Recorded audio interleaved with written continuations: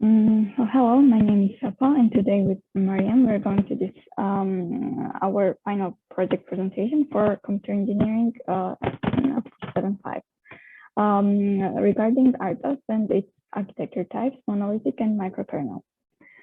So this is the roadmap of our presentation, where are listed the main topics that we're going to discuss. First is the definition of what RTOS is, then its use case. After that, we're going to discuss how it works and its architecture. Subsequently, we're going to discuss example of actual hardware, then pros and cons, relative alternatives, and finally, RTOS performance measurements.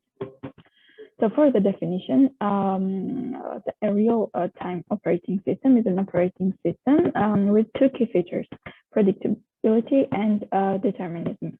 In an RTOS, repeated tasks are performed within a tight time boundary, while in a general-purpose operating system, this is not necessarily so. Predictability and determinism, in this case, go hand in hand. We know how long a task will take and that it will always produce the same result. So for the use case, we have to mention the main use case, which is embedded systems. RTOS are known to have rigorous resource management, are highly responsive, fast, ideal for deadline-specific systems. Systems that often have real-time requirements are embedded systems. For instance, an airplane's flight control system. This one is a real-time embedded system where time is a core factor. A real-time requirement is one that specifies that the embedded system must respond to a certain event within a strictly defined time, the deadline. A guarantee to meet real-time requirements can only be made if the behavior of the operating system scheduler can be predicted and is therefore deterministic. So now let's discuss the architecture and how the operating system works. The main responsibility of an operating system is to manage hardware resources and activities in the system, like scheduling application programs, writing files to disk, sending data across the network, and so on. RTOS architecture affects the reliability of an embedded system and its ability to recover from faults. There are two RTOS architectures, monolithic and microkernel. Monolithic kernel runs all operating system components in a single kernel space. For instance, a monolithic RTOS includes device drivers, file management, networking, and a graphics stack as a part of the main kernel space. Even though applications run in the separate space, a single program error in a file system, protocol stack, or driver can crash a whole system. A microkernel RTOS is structured with a tiny kernel that provides minimal services. The microkernel works with a team of optional cooperating processes that run outside the kernel space in the user space, which provides high-level OS functionality. The microkernel protects and allocates memory for other processes and provides task switching. The only thing that a component can crash is itself, and it can be restored easily. So for the better comparison, let's take a look at the table for the differences for microkernel and monolithic in the role categories like performance, system updates, power, fail recovery, qualification and certification, and also maintenance. To discuss the performance, we can say that microkernel has slightly slower performance due to higher number of context switches, and monolithic has better performance due to smaller number of context switches. For the power fail recovery, a microkernel can restart any service individually without entering the kernel, and monolithic recovery of a failed service requires a whole OS reboot. For the maintenance, microkernel has easier and less time-consuming maintenance troubleshooting. Users can update, troubleshoot, and reboot a service without requiring an entire OS reboot. For monolithic, it is a more challenging and time-consuming to maintain and troubleshoot. Users require an OS reboot when performing most system updates, troubleshooting, and for a service reboot. So to talk about real examples, we should discuss FreeAccess, which is a class of RTOS that is designed to be small enough to run on a microcontroller. Amazon provides an extension of FreeRTOS with libraries for Internet of Things, especially for Amazon Web Services. For ESP, which means Expressive Internet Development Framework, it uses FreeRTOS to make better use of the high-speed processors and manage the number of built-in peripherals. It is done by creating two tasks. So in the code on the left, it creates two tasks, and you can see it.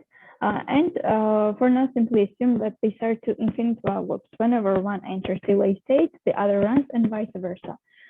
Since we are ESP is fast, it switches between the tasks numerous times, and we see both the tasks happening simultaneously, like the simulation video here. Now Mariam is going to continue the presentation. Now we are going to talk about pros and cons of RTOS. Let's start with the advantages. First thing is less downtime. AI, while keeping all devices in active state, RTOS makes sure that the system consumes more resource. As a result, system using RTOS experience very less downtime. And also hosting companies to exhibit maximum results while using RTOS. The second advantage is task management. A real-time operating system typically takes less amount of time to shift from one task to another. Usually it takes 3 microseconds or less to shift tasks. This type of fast task management ensures critical processes can be achieved on time. The third thing is efficiency. A real-time operating system focused on one application at a given time. Most often, this application will be one which is already running. All others on queue will be kept in waiting stage. Thus, the critical task can be processed on time while the given deadline for achieving the exact result needed. The fourth thing is reliability. Real-time operating systems are completely free of errors. It ensures a better way of handling errors. Moreover, operating systems experience an issue known as a jitter, which is the amount of errors between subsequent loop in measured. If programmed correctly, RTOS can be optimized in a way that it undergoes less amount of jitters. Now let's move to the disadvantages of RTOS. First thing is multitasking. Although RTOS is capable of concentrating on targeted applications, therefore it is not recommended for systems that require multitasking. The second thing is complexity. Complex algorithms are behind the RTOS interface. It will be difficult for a normal user to write those algorithms. Only an expert developers will be able to write and understand them. Third thing is program crashes. Program crashes can be frequently experienced while using a real-time operating system. Unlike a regular OS, RTOS cannot efficiently separate memory domains. As a result, process will have problems addressing them. Now let's move to the next slide. Now we're going to talk about close relative alternatives of RTOS. As we know, RTOS is the operating system type, so they're popular OS systems. Let's count them. Batch operating system, multitasking, time-sharing OS, multiprocessing OS, real-time OS, what we are discussing today, distributed OS, network OS, mobile OS. Let's discuss batch operating system. Some computers process are very lengthy and time consuming. To speed the sum process, a job with a similar type of needs are patched together and run as a group. The user of batch operating system never directly interacts with the computer. In this type of OS, every user prepares his or her job on an offline device like punch card and submits it to the computer operator. Multitasking time-sharing operating system enable people located at a different terminal shell to use a single computer system at the same time. The processor, which is shared among multiple users, is termed as a time-sharing. Mobile OS, mobile operating system, RTOS OS, which is especially that are designed to power smartphones, tablets, and wireless device. Some most famous mobile operating systems are Android, iOS, but others include BlackBerry, Web, and watchOS.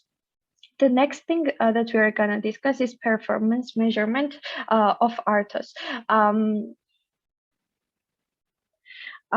Three areas needed to observe while investigating RTOS performance. First thing is memory footprint. Footprint is affected by CPU architecture, software configuration, compiler optimization. RAM and ROM are both used for RTOS memory. ROM, which is normally flash memory, is used for the kernel along with code for the runtime library and any middleware components.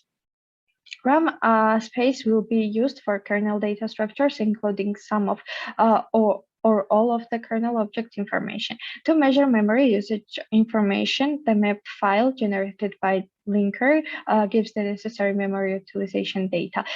Possibilities extend from mass of hex numbers to an interactive HTML document and everything in between. There are some specialized tools that extract memory usage information from executable files. An example is ObjectJump. The second thing is latency. A key characteristic of a real-time system is its timely response to external events. For an embedded system, interrupt latency is critical as it is typically notified of an event by means of an interrupt. Interrupt latency is the sum of hardware dependent time, which depends on the interrupt controller as well as the type of the interrupt. And the OS induced overhead can be measured through oscilloscope. Performance of kernel services. And RTOS is likely to have a many system service API calls. To assess timing, it is not useful to try to analyze the timing of every single calls. For most RTOSes, there are four key categories of service calls: threading service, synchronization service, inter-process communication service, and memory services. So that's what we wanted to discuss. Thank you for your attention.